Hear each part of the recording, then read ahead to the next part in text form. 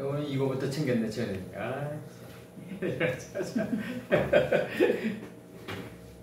요한계시록 9장 2절, 9장 2절. 파이프타흐 페 에트 부에르 하테홈, 태홈이죠, 태홈. 우리 저 창세기 1장 2절에 나오는 바 아산 민 하부에르. 부에르가 이제 그 요셉선 신이 입었던 비능도입니다. 허의 실체다. 그러니까 케 에센 그다음에 키 베산 가돌 바이 헤사크 호세크죠, 호세크. 여기서는 바이의 헤세크. 그다음에 하세메스.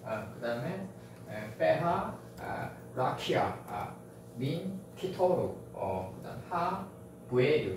이렇게 좀 돼 있어요. 이렇게 돼 있으니까 이제 이게 그 번역을 하면 열었다 이거죠. 그 구덩이를 열었다. 그 무적행을 열었다. 무적행의 구덩이를 열었다. 무적행의 구덩이를 여니까 창세기 1장에 토, 빠꼬, 빼호세크가 올라왔다. 그러니까 그 토는 보다 우리가 얘기했던 그 혼돈은 보다 혼돈이 내가 그때 뭐라 그랬죠? 형태가 없는 거다. without form이다. 근데 without form인데 비어 있다. 근데 꽉 차 있다. 이게 바로 혼돈과 그 공허와 어둠이다. 흑암이다. 흑암은 빛을 담은 그릇이다. 빛을 담은 그릇인데 그 빛을 인식하지 못하는 게 바로 부재다. 부재다. 이게 그걸 죄라고 할 수는 없다. 그래서 연기가 올라오는데 큰 풀무의 연기 같은 그 구덩이에서 연기가 올라오는데 그 해와 그 궁창이 구덩이의 향으로 인해서 어두워졌더라. 정말 그 해와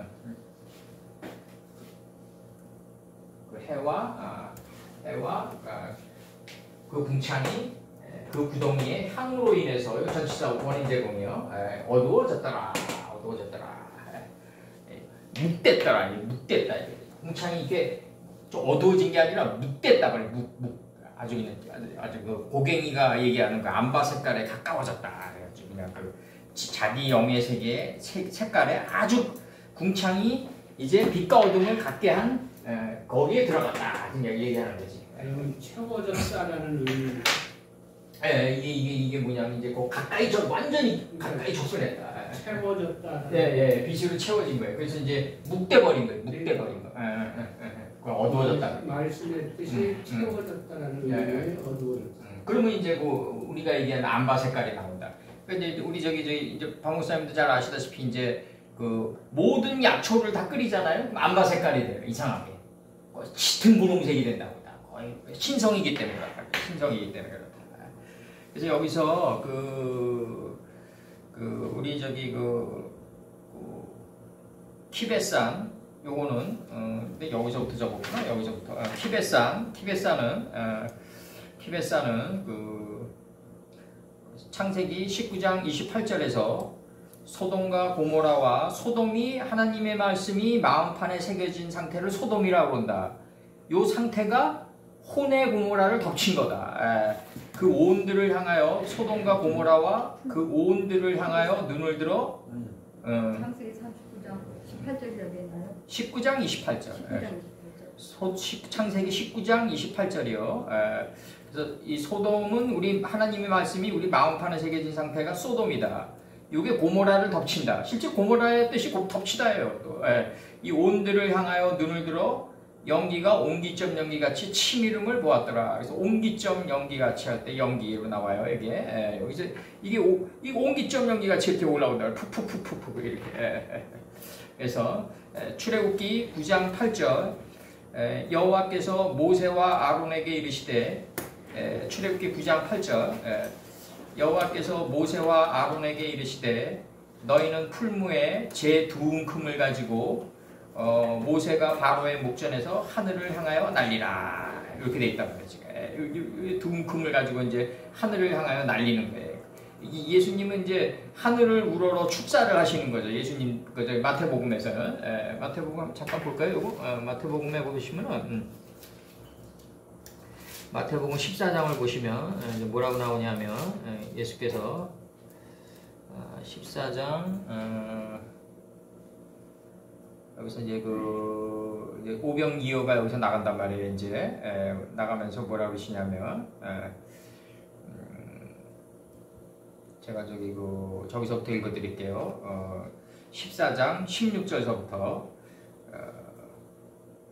14장 18절서부터 읽어드릴게요. 제가 가라사대 여기 뭐 17절부터 읽어도 상관없겠네요. 제자들이 가로되 여기 우리에게 있는 것은 떡 5개와 물고기 2마리 뿐이다. 요게 이제 그 떡 5개, 떡이 생명의 떡이 5째 날에 7째 날까지 온 생명의 떡이 5째 날로 나간 생명의 떡이다.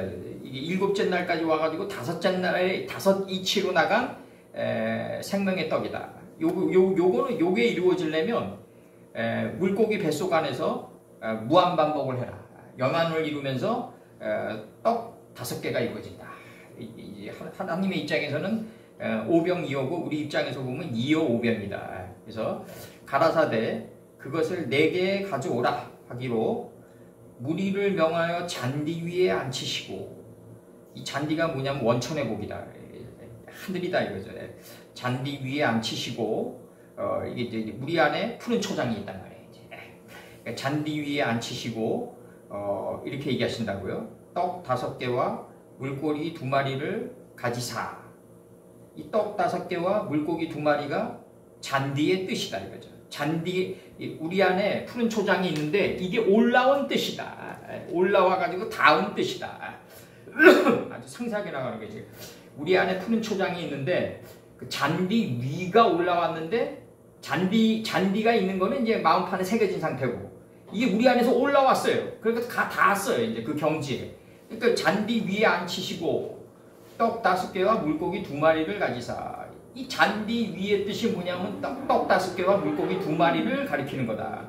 가지사 하늘을 우러러. 이제 이 잔디가 하늘이니까 예수께서 이제 하늘을 우러러 이렇게 얘기하신단 말이에요. 하늘을 우러러 딱 하면서 축사하시고, 하늘을 우러러 본 상태를 이제 말로 글로 표현하시고 말로 설명하시고, 하늘 잔디 위에 앉아서 떡 5개와 물고기 2마리를 가지사. 이게 하늘의 뜻이란 말이에요. 그러니까 곧바로 하늘이 나와요. 그러니까 우러러 봤단 말이에요. 예수께서. 그러니까 하늘 안에 뜻인, 하늘 안에 담긴 하나님의 뜻을, 하늘을 우러러 딱 본 거를 축사했다 나가는 거죠. 하늘을 우러러 축사하시고 하늘을 우러러 본 거를 축사하셨다. 떡을 떼어 제자들에게 주심에 제자들이 무리에게 주니, 이제 떡을 떼어 가지고 제자들에게 주니까 제자들이 다시 무리에게 줬다. 그러니까 이게 다 배불리 먹고 남은 조각을 12바구니에 차게 거두었다. 그러니까 이 12바구니가 이게 무한반복을 통해서 하나님 가라사대를 이제 이룬. 그래서 이게 누가 깨달았냐면 12바구니는 베레시트에서 이트가 깨달은 거예요. 이제 이게 왜냐하면 달을 기준으로 나온 게 12이거든요. 태양을 기준으로 나온 게 10이고 12바구니에 차게 거두었으며 먹은 사람은 여자와 아이 외에는 5,000명이나 되었다. 이게 나가거든요. 먹었는데 이게 보고 먹고 알아서 생명나무가 돼서 선악나무가 된 사람은 여자와 아이 외에는, 이 여자는 누구냐면 아이는 예수님이다. 여자는 누구다? 예수님의 뜻을 깨달은 하나님이 만나게 해준 그 여자다. 그러니까 여기서 여자는 누구냐면 제자들이란 말이에요. 제자들, 선지자들이란 말이에요. 그 제자들이 여자고, 이게 여기서 이제 나심이 나와요. 나심이 나왔단 말이에요. 이게 지금 원판에서는 나심이 뭐예요? 이게 나사안에 들어올린 존재들 아니에요. 하나님의 배 밑창에 있는 하나님의 말씀을 인체의 하늘이 이마까지 들어올려 가지고 어두운 삶, 자기 생각을 뒤로 미루고 어두운 삶을 앞으로, 이마에 들어올린 이 하나님의 뜻을 앞으로 비추게 해준 존재다. 자기 생각을 뒤로 미루고. 이 여자가 누구의 뜻을 받들었냐? 아이의 뜻을 받들었다. 그러니까 여자와 아이는 이제 제외됐다. 그리고 5,000명이 되었더라. 이렇게 얘기하는 거지. 여자와 아이는 제외하고 나머지는 5천의 경지에 들어갔다. 오를 배워서 이제 오를 배운 사람의 경지에 들어갔다. 하나님 닮은 사람의 경지에 들어갔다. 이게 5,000명이에요. 오를 배운 하나님 닮은 사람의 경지에 들어갔다. 여기서 명이 이시거든요. 요거 지금 정확히 들어가는 거예요. 지금 너희들이 무엇을 보려고 광야에 나갔냐? 흰옷 입은 여자냐? 하나님이 만나게 해준 그 여자냐 이거죠. 하나님이 만나게 해준 그 여자냐. 이게 이제 선지자들이란 말이에요. 예수님의 제자들이라고요. 여기서 여자들은 먹은 사람은 뭘 먹었냐? 결국 먹은 건 본고고, 본고는 생명나무고, 생명나무는 선악을 알게 하는 나무다. 이게 이제 구약 전반부의 39권을 통해서 이제 아는 게 흰옷 입은 여자들이란 말이에요. 이 여자들은 누구의 뜻을 받들었다? 아이의 뜻을 받들었다. 그러니까 여자와 아이 외에는 딱 치는 거예요, 지금. 5,000명이나 되었더라. 이렇게 치는 거예요, 지금. 5,000명이나 되었더라. 5를 배운 하나님 닮은 사람이 되었더라. 요게 바로 다윗이 갔던 사무엘하 24장 24절의 경지입니다. 다윗이 갔던 그 아리우나의 타작마당에서 갔던 경지예요. 이 아리우나의 타작마당이 모리악산에 있고 이삭을 번제물로 바쳤던 그 거기고, 그리고 예수님이 십자가에 달리셨던 그 근처다, 그 곁이다. 똑같은 하나의 화살로 간통에 들어간다. 신화와 역사가 하나의 화살로 간통에 들어간다 이거죠 지금. 그래서 여기서 구덩이를, 그 깊음의 구덩이를 그가 여니, 깊음의 구덩이를 여니까 토우 빠뽀 빼고 세크가 올라왔다. 이게 창세기 1장 2절이다. 형태가 없다. 이게 토우다. 형태가 없는데 텅 비어 있다. 근데 꽉 차 있다. 이게 하나님의 영이다. 그래서 루아우가 탁 나오는 거예요. 루아우 엘로힘이 딱 나온다. 하나님의 영이 품고 있다가 나온다. 뭘 품고 있다? 알펜의 한마임을 품고 있다. 우리의 자아의 수면을 품고 있다.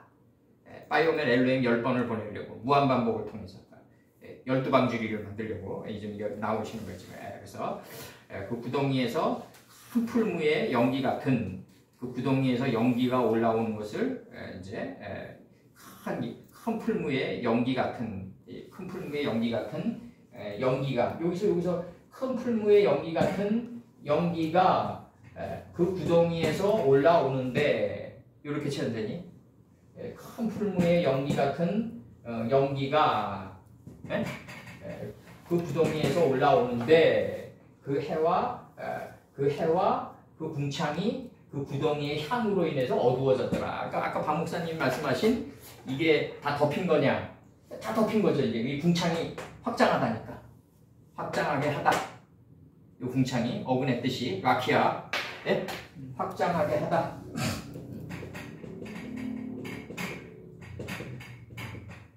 이게 어근의 뜻이에요. 편철. 이태백이가 하도 술을 먹으니까 요만한 잔을 주잖아요. 하루에 요만큼만 먹고 오라고. 근데 이제 대장간에 가서 이거 편철시켰다고 그러잖아요. 여기서 왕에게. 확장하게 하다. 이게 궁창이다. 요만한 누리기 온 땅에 퍼지는 줄 알지 못하느냐. 그래서 어두워진 게 뭐다? 빛과 어둠이 같아진 상태다. 요 존재를 비누아스라고 했다. 여호수아 때. 그래서 여기서 연기 요거 다시 불러드려요. 요거 아산 요거 시편 74편 1절. 하나님이여 주께서 어찌하여 우리를 영원히 버리시나이까? 어찌하여 주의 치시는 양을 향하여 진노의 연기를 바라시나이까? 연기를 바라시나이까? 연기를. 그 다음에 카타르 요 향. 이 연기가 올라가면 향이 된다. 이 인생의 향기가 된다. 그래서 나이 먹을수록 인생에 향기 나는 사람이 되기가, 그런 사람이 별로 없다. 왜 그러냐면 자기를 태우지 않고 나이 먹어서 그렇다. 자기를 태운 사람이 가지는 삶의 모습이 나이 먹으면 인생에 향기가 나는 사람이 돼야 된다. 그러니까 그냥 막 비싼 로션 발라가지고 그냥 그 삼류 여인들의 코만 자극하는 이런 게 아니라 삶 속에서 이게 나와야 된다. 이게 삶 속에서. 그래서 출애굽기 30장 20절. 그들이 회막에 들어갈 때 물로 씻어 죽기를 면할 것이고, 단에 가까이 가서 그 직분을 향하여 화제를 여호와 앞에 살을 때에도 그리할지니라. 살을. 그래서 말라기 11장 11절. 만군의 여호와가 이르노라. 해 뜨는 곳에서부터 해 지는 곳까지. 우리나라로 따지면 정동진에서 정서진으로 가는 거예요. 근데 동쪽으로 가려면 먼저 서쪽으로 가려면 서는 베델인데, 하나님의 집인데, 서로 가려면 먼저 동으로 가야지 서에 도착할 수 있다. 사람이 서쪽으로 향해서 가면 베델에 못 도착한다.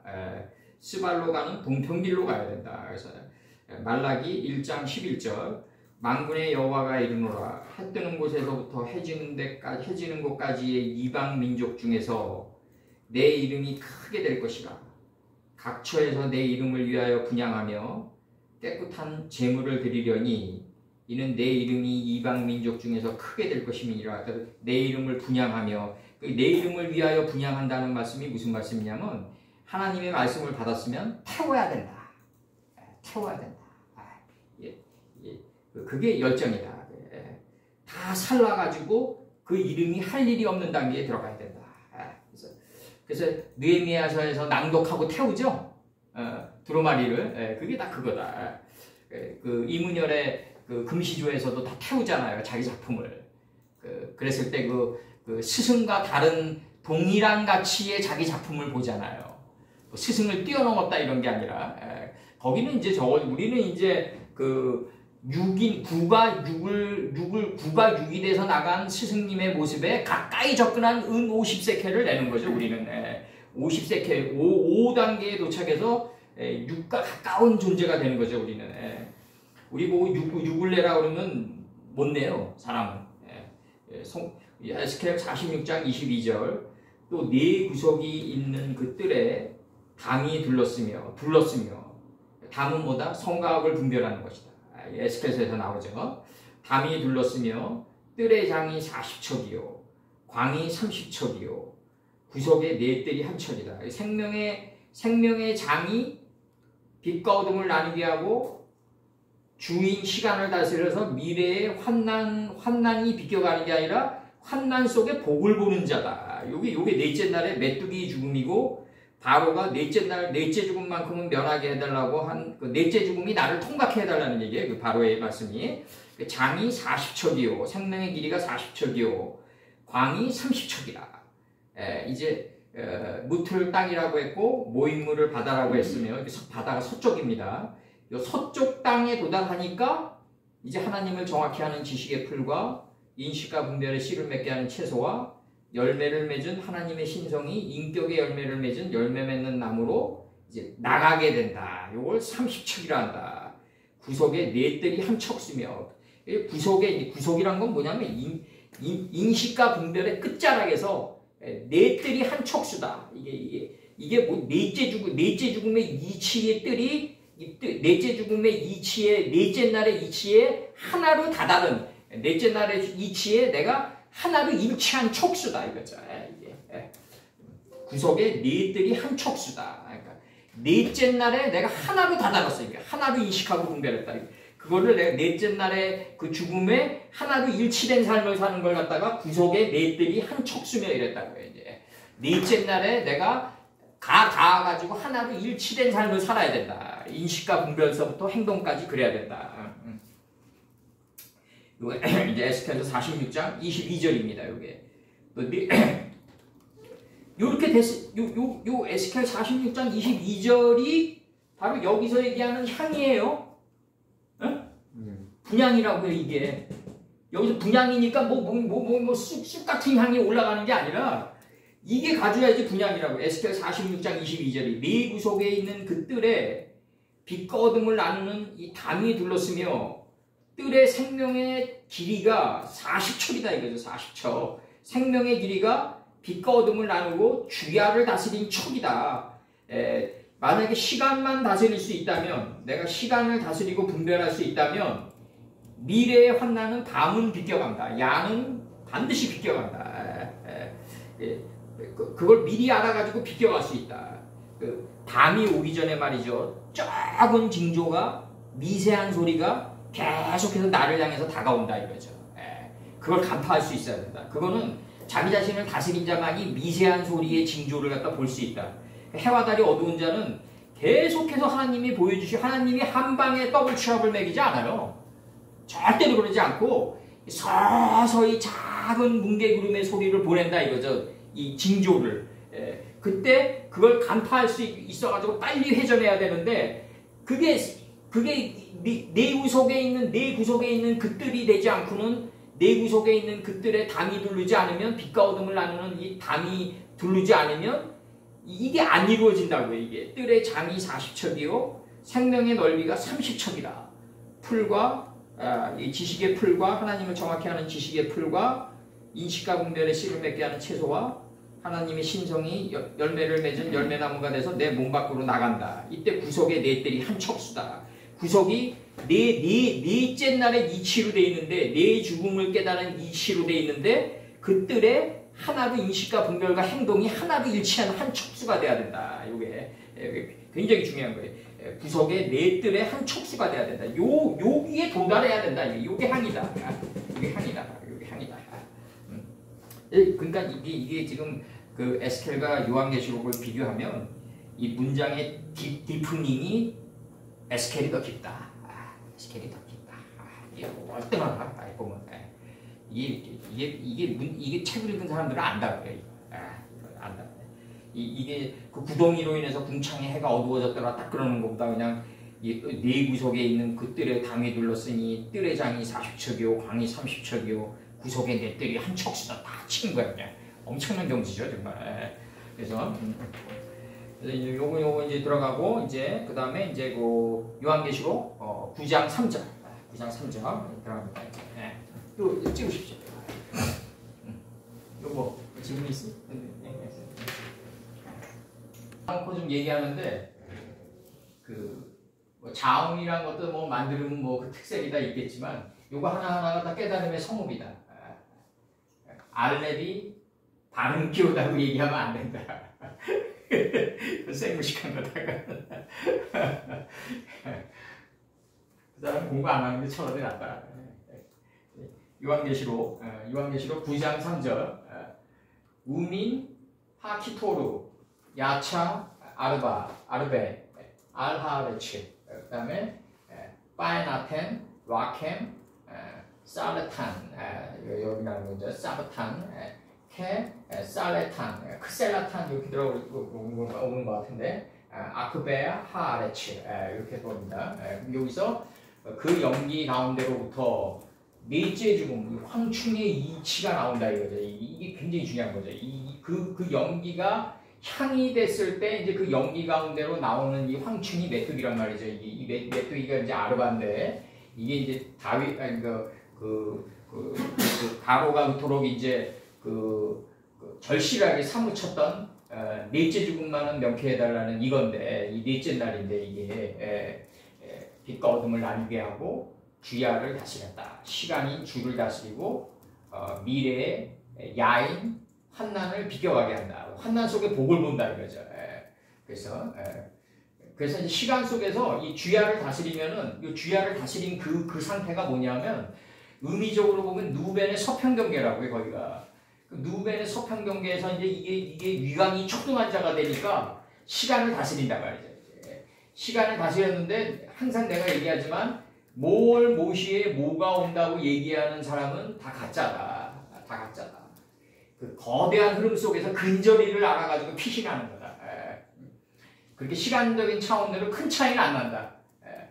근저리만 알아도. 그래서 황충이 나오고 그 연기가 황충이 나올 거 그 연기 가운데로부터 땅 위에서 황충이 나오는데 이게 뭐냐면 이 알이라는 이 개념이 어폰이다. 그러니까 하나님의 뜻이 올라온 것을 다 닿은 것이다 이거죠. 아까 얘기했던 잔디 위에 앉혔다 이거죠. 그 예수님께서 그 마태복음에서 잔디 위에 앉히는 게 뭐냐면 잔디의 이치에 하나로 다 닿은 걸 갖다가 앉혔다 그러는 거다 바로. 위라는 개념에 앉혔다.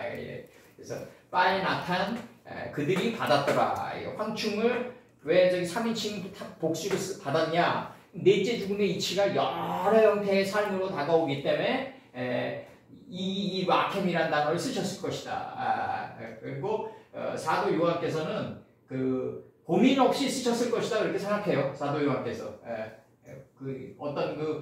왜냐면 문법 이전에 언어 구사니까 굉장히 그 틀 없이 자유롭게 자기의 본질을 갖다가 이 단어에 담아서 실을 수 있었을 것이다. 저는 그렇게 생각해요.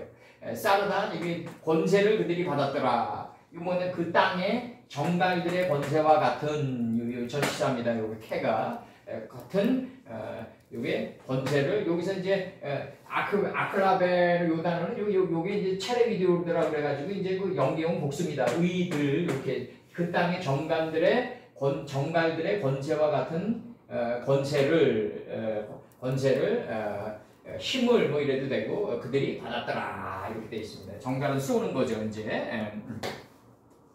사단에게 네가 무엇을 하다 왔냐 그러니까 정갈과 채찍의 역할을 하다 왔습니다. 이런다고요. 이제 하나님의 일을 대행하다 왔습니다. 이렇게 얘기한다고요. 근데 실제 역사에서는 정갈과 채찍의 역할을 하는 느부갓네살이나 아수르의 살마네셀이나 이런 사람들을 보면은 하나님의 일을 대행한다고 생각하면서 딴 나라에게 고통을 주지는 않아요. 지금도 마찬가지예요. 그거는 지금도 마찬가지죠. 뭐 미국이나 중국이 그 약소 국가들에게 뭐 내가 너희 나라들을 계몽시켜가지고 압시켜가지고 하늘의 경지에 이르게 하겠다 생각해가지고 그 약소 국가들을 하진 않잖아요. 그렇게 자기 민족부터 일단 챙기고 보자주의죠. 자기네 위급함부터 챙기고 보자. 그건 거죠. 뭐 지금은 뭐. 그래서 거기에 무슨 걔네들이 무슨 복귀토가 어디 있어요? 반성이. 거기에 뭐 어떤 죄의식이라든가 이런 거 없어요. 특히 앵글로색슨족은 특히 그렇더라고. 내가 볼 때. 그 어떤 DNA가 이게 굉장히 호전적이고 걔네들은 개척시대라고 그러는데 굉장히 호전적이에요. 그리고 타민족이 약간의 손해를 입히면은 반드시 보복한다고요. 얘들은. 우리 민족은 그렇지 않잖아요. 우리 민족은 그러지 않아요. 우리 민족은 그 정동진에 도착한 민족이기 때문에 뭐 국수주의적인 발언이 아니라 제가. 그래서 왕상 우리 민족은 핵을 가지고 있어도 남에게 위협은 안 할 거예요. 왕상 12장 11절, 왕상 12장 11절에서 여기서 여기서 지금 들어갑니다. 이제 정갈에 관해서 왕상 12장 11절, 12장 11절입니다. 내 부친이 너희로 무거운 멍에를 매게 하였으나 이제 나는 너희의 멍에를 더욱 무겁게 할지라. 내 부친은 채찍으로 너희를 징치하였으나 나는 정갈로 너희를 징치하리라. 이렇게 그러면서 왕상 12장 14절에서 다시 얘기해요. 왕상 12장 14절에서 12장 14절에서 왕상 12장 14절에서 뭐라고 얘기하시냐면 소년의 가르침을 쫓아 저희에게 고하여 가로되 여기서 소년이 이제 우리식으로 얘기하면 예수님이죠 이제.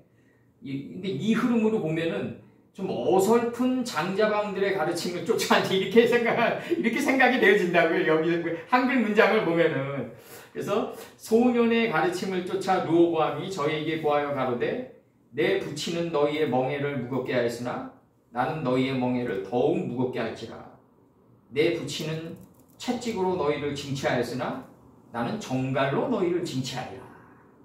이게 뭐냐면 어설픈 장자방들의 이제 그 꼬임을 받아가지고 르호보암이 더 막 세금도 더 뜯고 막 노역도 더 시달리게 하고 막 이런 식으로 가는 거예요. 이제 여기서 내 부친이 솔로몬이니까 솔로몬이 돌아가시고 난 다음에 르호보암이 즉위해가지고 이게 이제 그 여로보암이 나오잖아요. 결국 북방 이스라엘에서. 그래서 열 족속을 모아가지고 덮쳐올 때 남방 유다에는 유다와 베냐민만 남는다.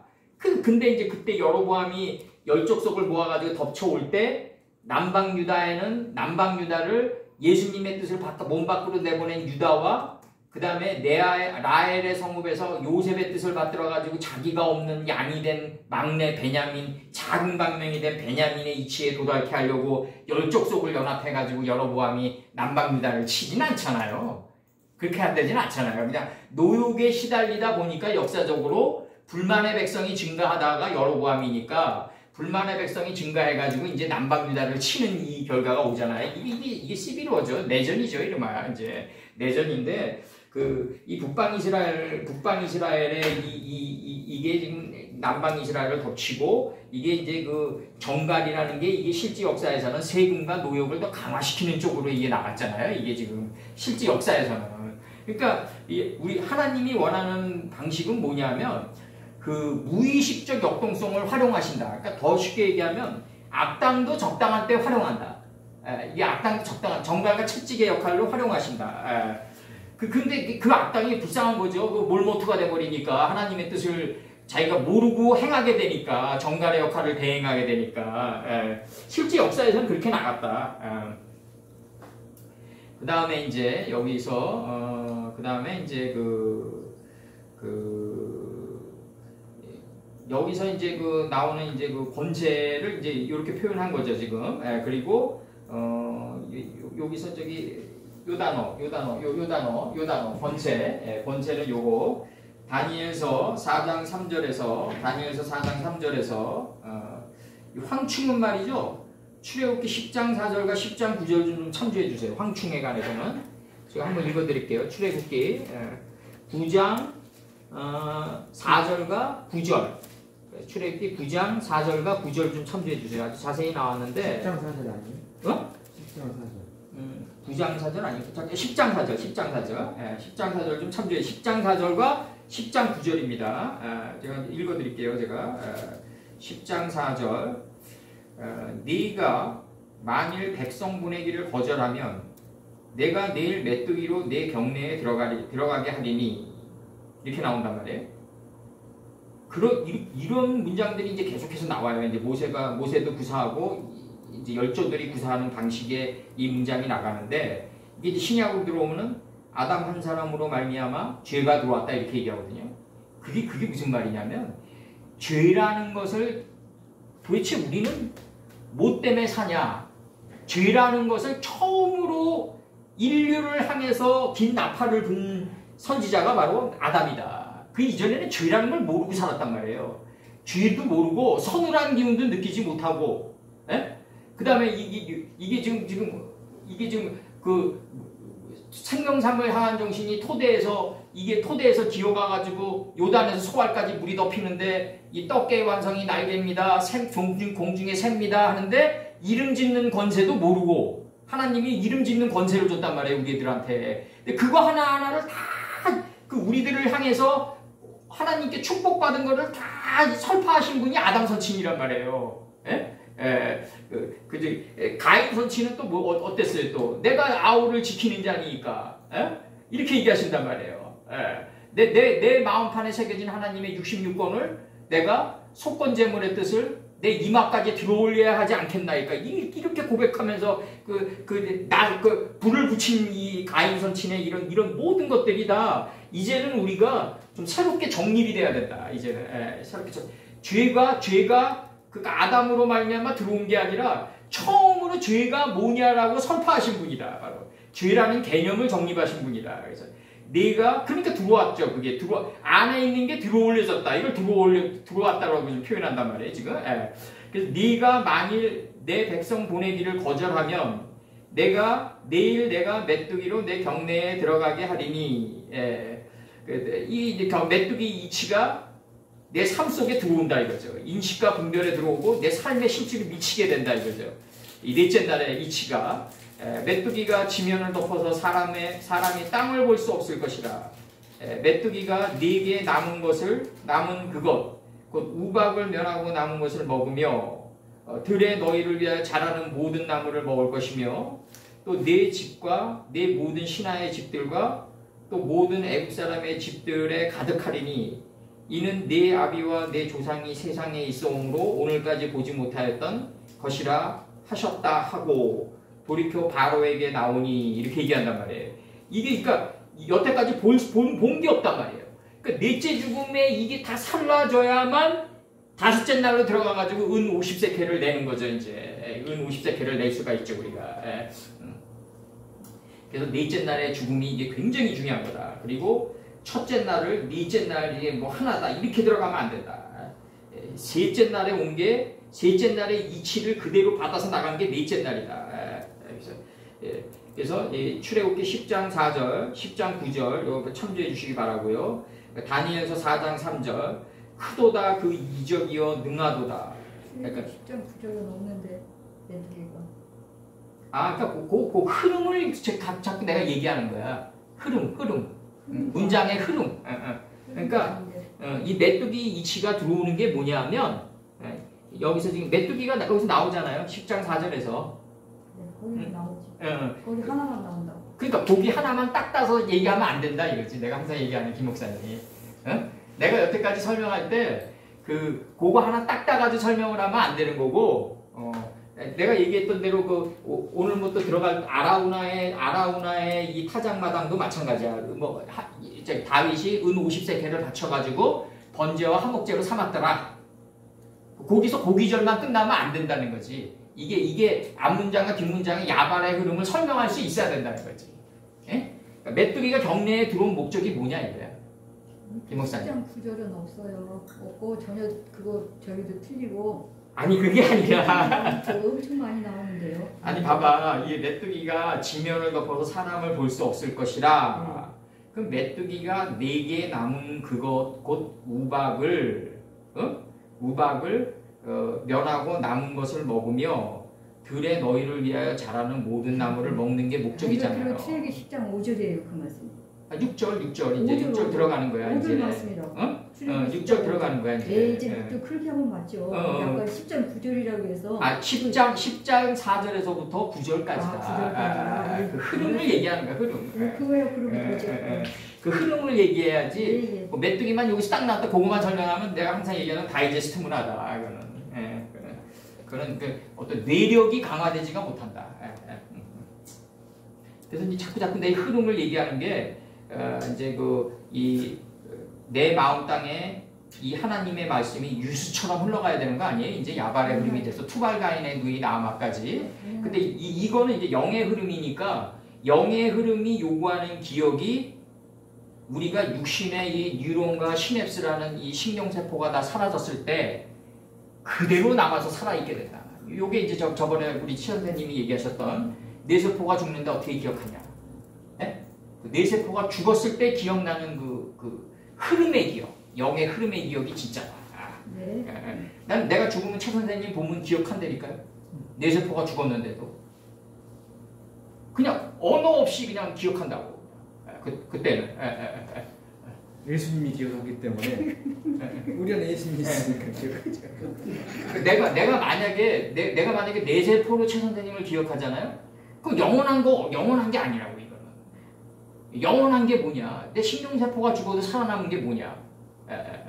그게 바로 영의 기억이다. 영의 기억이다. 영의 기억이 따로 있다. 되죠. 영의 기억이 따로 있다. 그거는 굉장히 중요한 거다.